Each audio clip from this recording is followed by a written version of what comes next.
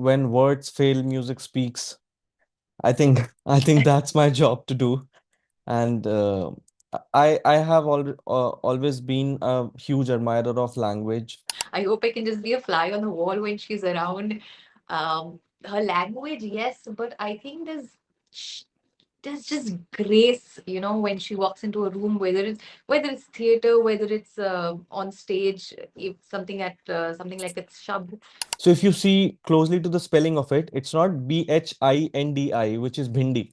It's bhindi because that bhindi has driven from behind, and that behind the bazaar means where my grandfather used to stay.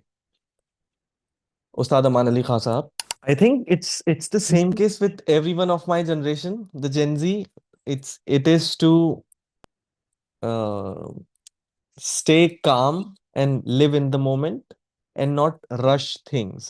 Welcome to NMACC Culture Conversations. The Neeta Mukesh Ambani Cultural Center presents Shabd, Qisse, Kahani, Shayari. It's a spoken salon at the Grand Theatre, June the 5th, 7:30 p.m. showtime. Tickets are live at Book My Show as well as at the venue and, of course, nmacc.com. I'm very pleased to welcome Amrita, Saluja and Mehtab Ali Niazi. Hi, Amrita. How are you? Hello, I'm good. How have you been? Very well. Hi, Mehtab. How are you? I'm doing great, sir. How are you? How are you Very well. guys? Amrita, I'm going to start with you. Shabd literally means the word, and this is a show built around kisse, kahani, shairi. What does that one word Shabd mean to you personally as a poet storyteller?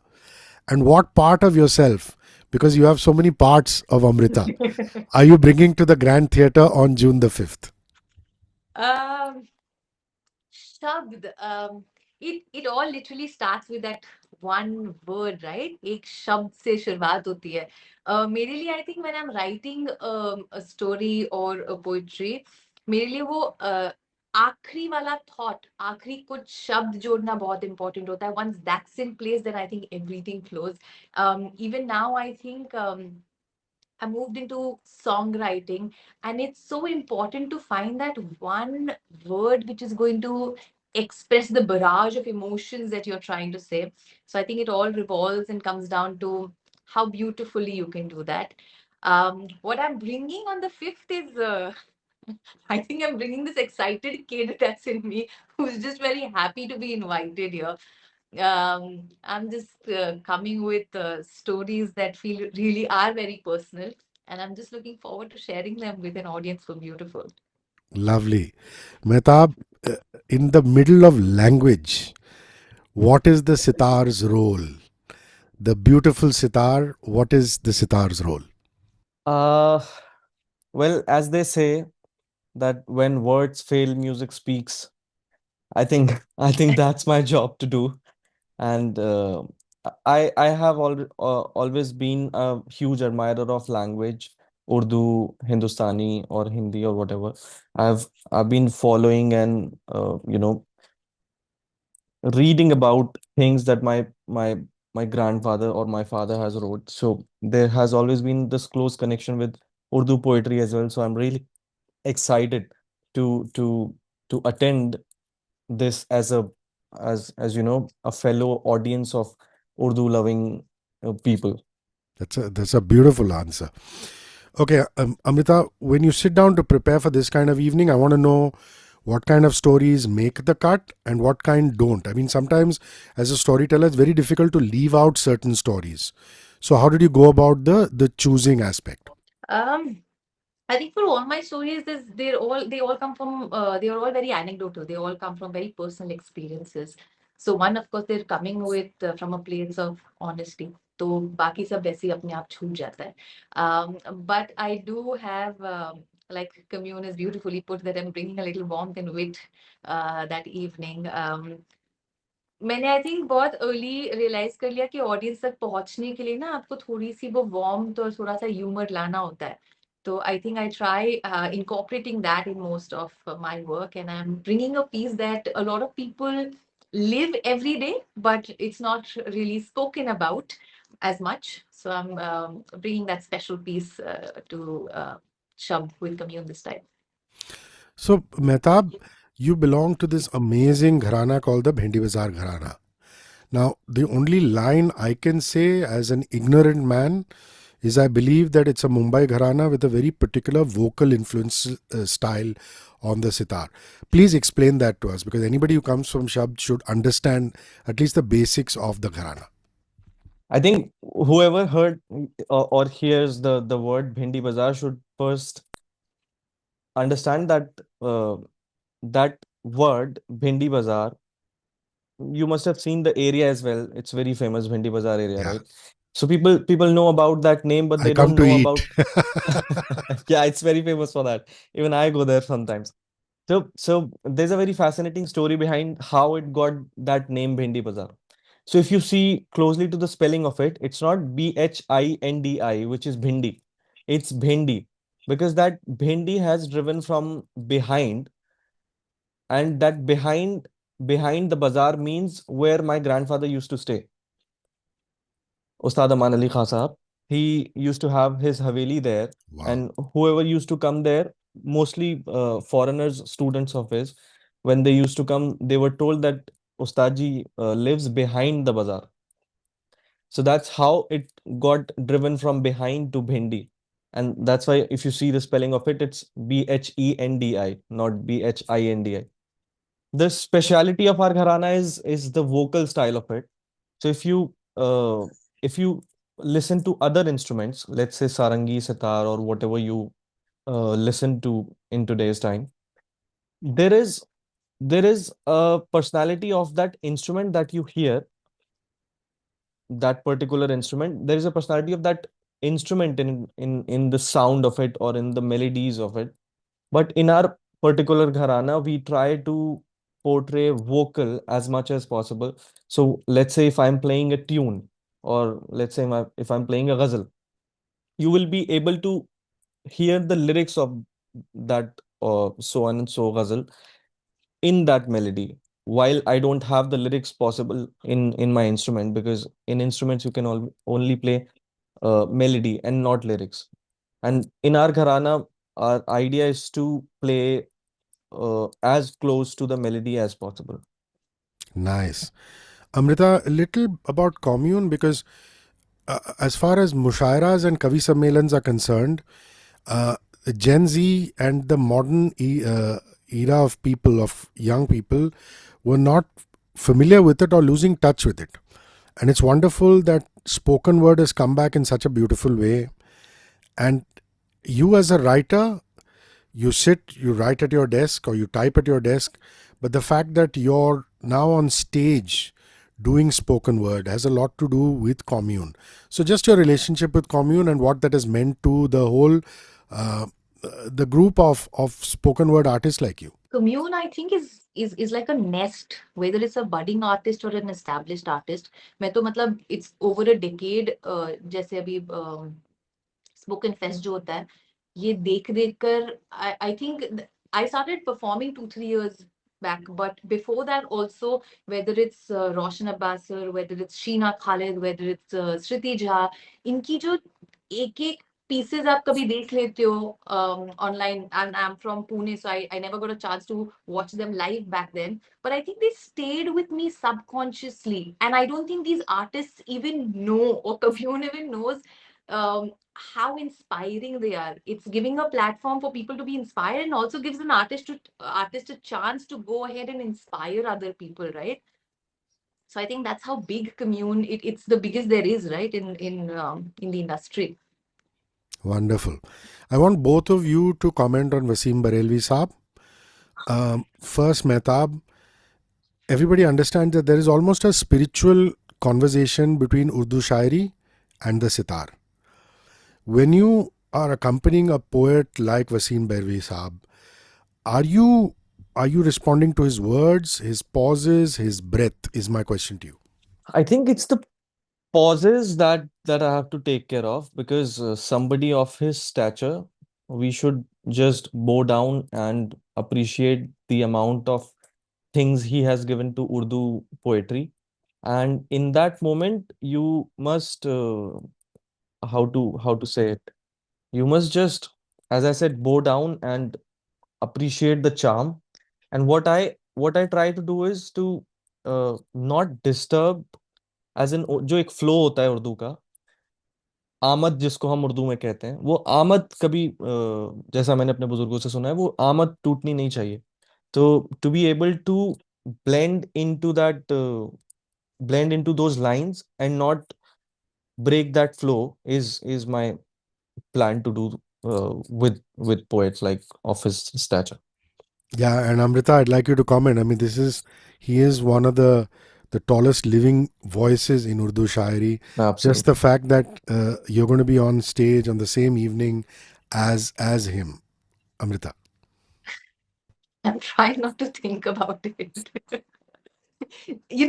I've seen him in the audience at Shabd also a few years back, and just to hear him speak, I know how, when I started learning ghazal writing, also I know how difficult it was to write a whole world in just two lines, and he does that, and he comes up and he says it so effortlessly. There was a point where sometimes when you just finish the shade, you can just see the whole audience go like, ah. There's this one moment where everybody realizes that those two lines have given so much. So it's he's a legend, and to be able to just share space with him is something I'm looking forward to. I'm very excited. Mehtab, you've played all kinds of intimate Pathaks, large international stages. I want you to tell me about the Grand Theatre at NMACC because it has its own acoustic personality. Is there something specific you do to tune yourself for a hall like that? One is, of course, tuning the instrument, tuning the sitar, but you yourself playing to a place like the Grand Theatre. uh I was talking to Ustad Zakir Hussain Sahab, we used to call him Zakir uncle, about the Grand Theatre, and he said the acoustics of this particular auditorium is so beautiful that when you are walking on the stage, you feel like you're doing something like a performance. And this is the first time I'm gonna be playing at the Grand Theatre. I think first thing that I will do is just, what I usually do as well, is to sit in that quiet silence of the auditorium or the theater and understand the energy of the environment. Even before tuning the sitar, as you said, it's about learning the silence and what it's like. As they say, uh, silence is our musician's canvas. So it's like understanding that canvas and what colors to put into it. Lovely. Let's talk of Ratna ji. Amrita, Ratna Pathak Shah, she's anchoring the evening. I love just her command over the language, whether it's English, Hindustani, Urdu, Gujarati, she's just wonderful. What does her presence add to a spoken salon like Shabd? And is there something specific that, like they say in bands, in groups, it's the hang. When you're hanging out in the green room, just hanging out, there are so many things you pick up from legends. Yeah. And have you picked up anything like that or hoping to? I am hoping to. I hope I can just be a fly on the wall when she's around. Her language, yes, but I think sh- there's just grace, when she walks into a room, whether it's theater, whether it's on stage, if something like it's Shabd, there's a lot of grace that she carries. I'm looking forward to कि stage पे जाने से पहले वो क्या करेंगे, वो coffee लेके चाय कॉफी लेकर चिल करेंगे, बातें करेंगे, रिहर्स करेंगे, just to watch somebody who's an institute of that craft, right? What would that person do? I'm just looking forward to seeing how she moves. What would she be doing? Just I'm already mesmerized by the thought of it. Mehtab, at one end there's Waseem Barelvi Saab. At the other end, there are young storytellers like Amrita and of course Nayab. They represent a younger, more conversational register in Hindi spoken word. I'm just curious to know, does the sitar speak to the contemporary voice in the same way that it speaks to classical shayari, or do you have a different sound for Amrita and Nayab as opposed to Wasim Barelvi Saab? If I be a little technical about it, the sounds stays the same. It's the dynamics that you have to, the dynamics that you have to monitor closely. For example, if I'm talking to my father, I will be a little, थोड़ा नरमी से मैं बात करूंगा, और उनको ऐसा एहसास दिलाऊंगा कि आप मेरे बड़े हैं, as compared to if I'm talking to someone of my own age. I would not talk to him wrongly or anything like that, but I will be more dynamically close to the person. So it's like understanding what to do with the personality that you are collaborating with, and I think it's about it. Amrita, as a poet, do you listen to the sitar between two of your pieces in the pauses? Does the rag or the music change the way you deliver your poem? I think it does. Rather, I listen to a sitar before my, even otherwise, when I'm performing, even my solo sets. I listen to this piece by Niazi ji. It's called The Unmind, and I'm with It's it. I beautiful. think music is beautiful. It just puts you, it just connects you to yourself. And like he said, music, sitar is poetry without words, and it's as important. And if you listen closely, it carries the same storytelling, it carries the same wave of emotion. You're with it, you're moving back and forth with it. So yeah, it's very important. A friend introduced me to Mehtab's music also, and then I've been hearing, I followed him on Instagram, and been hearing him ever since. Anusha Shankar, all of these. I think I've carried this music, the Anushka Shankar. Anushka Yes. Shankar, ji ji. um, carried the sound of the sitar. Rather, a very personal thing, a song that I'm currently working on. We were just contemplating whether how we can use the sitar to make the words of make the lyrics sound more deeper. So yeah, I think it's one of my favorite, and it contributes a lot. Mehtab, one of the most famous things that are said about you is how your first major stage moment was as a child on Pandit Birju Maharaj's birthday, and he stopped you as you tried to rush off and blessed you. Yeah, I I'm was sure like, you have great memories of that. yeah. And because you come from such great legacy, what is the one thing your father still tells you to fix or to be very mindful of? I think it's the same case with everyone of my generation, the Gen Z. It is to uh, stay calm and live in the moment and not rush things. I think that's the major part of his training these days is. And yeah, it's just that to stay calm and live in the moment and not think about the future so much and just be in the moment. Amrita, this is an interesting question, because Shabd celebrates Hindustani, the everyday tongue where Hindi, Urdu, the spoken bazaar live together. In a city like Mumbai, where the language we actually speak keeps shifting, what's one word or phrase in Hindustani you feel we're losing? Honestly, I don't think, because see, the algorithm of my life, online and offline, I think I'm surrounded with a lot of people जो अभी भी पता है मेरे नुक्ते correct करेंगे, जो मुझे एक नया शब्द सिखाएंगे while we're in the conversation, who will use denser word that I don't actually understand the meaning of it. So I don't think we are losing out on anything, but I think growing up I did have this thing like बहुत एक conversational भाषा में अगर आपको बताऊं तो जैसे मेरे को ये बात अच्छी नहीं लगी, मेरे को is not a word only, right? तो I remember my granddad always correcting me कि इट्स मुझे, इट्स नॉट मेको, व्हाट इज मेको और व्हाट इज कि मैंने ये करा, करा ये शब्द है ही नहीं. तो ये I don't think we are losing out on anything, it's been evolving, but I think I am fortunate that I'm surrounded by a lot of people who who take language very seriously.